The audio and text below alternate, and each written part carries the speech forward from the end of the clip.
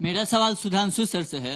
2014 में जब मोदी जी आए थे तो उन्होंने सपना देखा था कांग्रेस मुक्त भारत, जो 2017-18 में पीक पे था। लेकिन अभी आपकी स्थिति यह है कि 15 राज्यों में आपकी सरकार है और 6 में पूरा बहुमत से सरकार है। तो कहीं कांग्रेस मुक्त बनाने के चक्कर में बीजेपी मुक्त भारत तो नहीं हो जाएगा? मेरा सवाल मृत्युंजय सर से है। मेरा सवाल मृत्युंजय सर से है। हम ये पूछना चाहते हैं कि आप खाली टमाटर और आटा का बात करते हैं। हम बिहार से हैं। हम चाहते हैं कि आप एजुकेशन पे भी बात कर लीजिए। हमारे यहाँ स्कूल का हाल आप देख ही रहे हैं। हमारे खुद का गांव का स्कूल टूटा हुआ है। अच्छा। और उसमें भूसा रखा जा रहा है स्कूल में। मगर क्यों? कोई पढ़ने वाला नहीं है उसमें। ना टीचर आए तो पिकनिक मना के जा रहे हैं। तो आप उस पर भी बात कर लीजिए। आटा टमाटर नहीं चाहिए हमको नहीं चाहिए। हम लोग उपजा लेते हैं आटा टमाटर। अरे हम उपजा लेंगे, आप एजुकेशन दीजिए, हम पढ़ लेंगे, पढ़ के कमा लेंगे, खरीद लेंगे, 120 रुपए भी खरीद लेंगे। कैसी अपमानजनक बातें कर रहा है लड़का ये। पढ़ाई भी कीजिएगा। आप वो करते नहीं है, आप खाली यही सब बात कर रहे हैं। टमाटर सर आप 9 साल से सत्ता में फुल मेजोरिटी के साथ है, 2024 में भी आ सकते हैं। तो सर बीजेपी बड़े फैसले लेने से क्यों हिचकिचाती है, जैसे यूसीसी हो, फार्म बिल वापस लेना हो? लेकिन एक तरफ कर्नाटका डंके की चोट पे कांग्रेस आई और हिजाब बैन को हटा दिया, सिलेबस से हेडगेवार को हटा दिया, लेकिन बीजेपी मजबूत सरकार होने के बावजूद भी बड़े फैसले लेने से क्यों हिचकिचा रही है? सर मेरा सवाल मृत्युंजय सर से है कि सर आप अगर बिहार में अगर 5 साल के कोर्स 3 साल के कोर्स को 5 साल में करवा रहे हो, फिर गिरे, उसे आप विकसित बोल रहे हो, तो आप बहादुर है लेकिन आते हैं फिर। हम चाहते हैं कि मतलब हमारे बिहार के बच्चे अच्छे पढ़े और 3 साल का कोर्स 3 साल में ही खत्म करें। कितने बिहार के स्टूडेंट्स हैं यहाँ पर? और ये बहुत बड़ी प्रॉब्लम है वहाँ। अच्छी संख्या में। मेरा सवाल भी आरजेडी प्रवक्ता से है कि सर आपने अभी थोड़ी देर पहले बोला कि बेरोजगारी की फोर्स खड़ा हो रहा है। बिहार से ही है ना? बिहार से, यस। तो ये जो पटना में 2 दिन पहले शिक्षक अभ्यर्थी को दौड़ा रखकर पीटा जा रहा था, वो क्या था? रोजगार था और क्या? शिक्षा मंत्री ने क्या कहा पता है ना कि बिहार के जो युवा हैं वो मतलब अयोग्य हैं और सबसे ज्यादा बिहार के युवा आईपीएस आईएएस बनते हैं। तो ये मतलब क्या था? वो रोजगार था क्या? शिक्षा मंत्री जी के बातों को गलत अर्थों में नहीं लेना चाहिए। अच्छा। उन्होंने ये नहीं कहा कि बिहार के छात्रों में, नौजवानों में प्रतिभा नहीं है।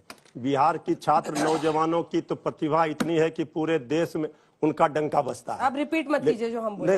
रिपीट तो इसलिए कर रहे हैं, जब अरे कुछ बताइए ना सर। हम तो कह रहे हैं कि शिक्षा व्यवस्था में सुधार और गुणवत्तापूर्ण शिक्षा, ये हमारी सरकार की प्राथमिकता है। उस ओर कदम बढ़ चुका है, उसके परिणाम आ रहे हैं। थोड़ा सा रुक जाइए, अब एक-एक करके सवाल लेंगे। सुरेंद्र जी से पहला सवाल था। दो क्वेश्चन किए थे बिटिया ने। तो बेटे हम बताएं आपसे कि कांग्रेस ने इस देश को गर्व कराने वाले काम किए हैं। जब कांग्रेस की सरकार आई थी आजादी के बाद, 1760 करोड़ रुपए का बजट था हमारा। हमने हथियार नहीं खरीदे, हमने भाखड़ा नंगल डैम बनाया, हमने IIT IIM बनाए, हमने रिसर्च इंस्टीट्यूट बनाए, हमने बैंकों का नेशनलाइजेशन किया जिसको सुधांशु भाई लोग बेच रहे हैं सारे बैंकों को। हमने सैकड़ों की संख्या में PSU बनाए जिनको ये सुधांशु जी वगैरह बेच रहे हैं, देश बेचे डाल रहे हैं। रेल, तेल, भेल सब हम ही लोगों का बनाया हुआ था। उसके बाद परमाणु विखंडन, परमाणु संपन्न शक्ति राष्ट्र किया। उसके बाद एक पाकिस्तान के 2 पाकिस्तान किए। हरित क्रांति हम लोगों ने की, दुग्ध क्रांति हम लोगों ने की, कंप्यूटर क्रांति हम लोगों ने की। राइट टू वोट करें ये पूछा था ना मैंने बताया ना। हाँ, इन्होंने ये पूछा था कि ऐसे कौन से काम कांग्रेस ने किए जिससे आप हमें गर्व हो। हम ये बात राइट टू इंफॉर्मेशन हमने दिया, राइट टू एजुकेशन हमने दिया, राइट टू फूड हमने दिया। अनुराग जी, गठबंधन करने की क्या जरूरत है? थोड़ा सा बात भाई, गठबंधन करने की क्या जरूरत है? लड़िए अपने अपने दम पर, हराइए बीजेपी। तो ये सवाल तो भारतीय जनता पार्टी से भी होना चाहिए ना। उन्होंने अपना दल से गठबंधन किया हुआ है, निषाद पार्टी से गठबंधन किया हुआ है, एनसीपी से भी गठबंधन कर लिया, शिवसेना से भी गठबंधन कर लिया। उसके पहले भी कई सारे गठबंधन, जेडीयू के साथ गठबंधन में सरकारी चला रहे थे। अब जेडीयू हट गए तो वो क्या करें? तो भारतीय जनता पार्टी तो गठबंधन ही गठबंधन करती रहती है। 23-23, 24-24 पार्टियों के साथ गठबंधन करती है। तो इस सवाल तो भारतीय जनता पार्टी पे लागू होना चाहिए। और जिसके साथ गठबंधन करती है वो पार्टी खत्म कर देती है। शिवसेना, उन्होंने शिवसेना के साथ गठबंधन किया तो शिवसेना का हालत क्या क्या देख लो। क्या सोच है रे तेरी? इन्होंने एनसीपी, मेरी बात सुनिए, आप बोलने दीजिए। आप जिसके साथ गठबंधन करते हो उस पार्टी को ही खत्म करने की कोशिश करते हो तो लोग आपसे पीछा छुड़ाते हैं। आप गठबंधन धर्म नहीं निभा पाते हो। तो गठबंधन सबसे ज्यादा अगर कोई देश में करता है तो भारतीय जनता पार्टी करती है, क्योंकि अपने दम पे सरकार बना ही नहीं पाती। क्या बात है सर, क्या बात है सर। अपने दम पे सरकार वो चला ही नहीं दो पाती, दो बना बार नहीं तो पाती। अपने दम पे पूरे सरकार बन पूरे रही है, पूरे अपने दम अरे पे 6 सरकार। राज्यों में तो अपने दम पे आपकी सरकार है, हर जगह तो आप बैसाखी पे टिके पड़े हो और दूसरे से गठबंधन की बताते हो, गठबंधन क्यों करते हो? आप बताइए, बीजेपी आपका को गठबंधन लेकर जो कहाँ है? एक प्रश्न एक बच्ची का था उसका जवाब दीजिए। वो कह रही थी एक तो फैसलों पर, एक बीजेपी को लेकर जो उनके फॉलोअर्स और वोटर्स हैं उनमें भी भ्रम पैदा हो रहा है। कब कौन सी पार्टी आपकी तरफ आ जाएगी, आप किसको स्वीकार कर लीजिएगा, कुछ समझ नहीं पा रहे हैं। वो भी जो पहला तो आपको फॉलो मैंने करते थे, उस- जिनको आप वेहमेंटली अपोज करते थे, बात को समझिए। अजीत पवार को आपने ही, आपके नेताओं ने भ्रष्टाचार का पर्याय बनाया। हसन मुशरिफ को आपने भ्रष्टाचार, अब क्या करेंगे राम कदम, किरीट सोमैया, कम से कम वो बैठते थे कि हम इनके विरोध में बैठे हुए हैं, वीडियो बनाते थे सुबह सुबह, लगाने पड़े, सोशल मीडिया पे रोज वीडियो डालते सोमैया जी थे। आके आपने अपने ही नेताओं को बेरोजगार कर दिया। देखिए, पहले तो जो उसने प्रश्न पूछा था, उसने कहा था कि बड़े निर्णय लेने से बीजेपी क्यों हिचकती यूसीसी है, की तरह। हाँ। जैसे उन्होंने उदाहरण क्या दिया कांग्रेस में, देखिए कितने बड़े निर्णय का उदाहरण दिया कि हिजाब वापस कर दिया और उन्होंने कहा हेडगेवार जी का वो हटा दिया। मतलब कितना प्रगतिशील निर्णय है कि हिजाब पहनने के ऊपर उन्होंने कह दिया आप जो हिजाब पहनना चाहिए। कितना प्रगतिशील निर्णय है 21वीं सदी में, जिस मानी बात है, इनकी पार्टी ने आने के साथ बड़े निर्णय किए। हमने अगर बड़े निर्णय की बात रही, जब से 2019 में हमारे पास राज्यसभा में भी थोड़ा बहुमत आया, तो फिर चाहे आर्टिकल 35A हो, 370 हो, ट्रिपल तलाक हो, हज सब्सिडी खत्म करना हो, अथवा जन जन में हर व्यक्ति को बिजली, पानी, सड़क, 11 करोड़ लोगों को नल से जल उपलब्ध कराना हो, 4 करोड़ लोगों को ग्रामीण में प्रधानमंत्री आवास योजना में आवास उपलब्ध कराना हो, अथवा भारत को विमान वाहक युद्धपोत दिलवाना हो। भारत में इससे पहले एसॉल्ट राइफल्स नहीं बनती थी, अब एसॉल्ट राइफल भी बन रही है।